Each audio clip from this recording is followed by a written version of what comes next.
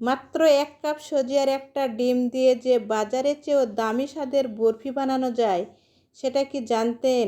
আজ আমি দেখাবো আমার পছন্দের এই রাজকীয় স্বাদের রেসিপিটি।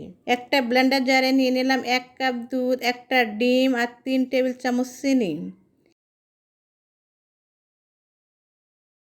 এবার সবগুলোকে সুন্দর করে ব্লেন্ড করে নিব। দেখুন মিক্সটা একদম আমার রেডি। এবার চুলায় একটা ফ্রাই প্যান বসিয়ে দিলাম। প্যানটা একটু গরম হতে দিয়ে দিচ্ছি খাঁটি ঘি। সুন্দর একটা ফ্লেভারের জন্য 2টো তেজপাতা আর 2টো সাদা এলাচ দিয়ে দিলাম। সুবাস বের হতে শুরু করলে এতে সুজি দিয়ে একদম লাল লাল করে ভেজে নিব। মনে রাখবেন, সুজিটা যত ভালো ভাজা হবে বরফির স্বাদও কিন্তু ততই বাড়বে।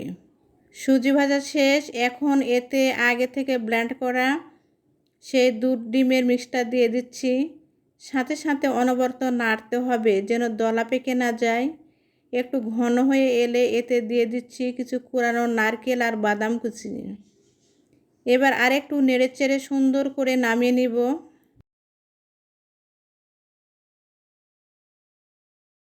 চুলা থেকে নামিয়ে গরম গরম একটা প্লেটে নিয়ে নিলাম। হাতের সাহায্যে একটু চেপে চেপে সমান করে বসিয়ে দিচ্ছি। ব্যাস, এবার এটাকে বরফির আকারে কেটে নিলেই রেডি আমার আজকের স্পেশাল সুজির বরফি।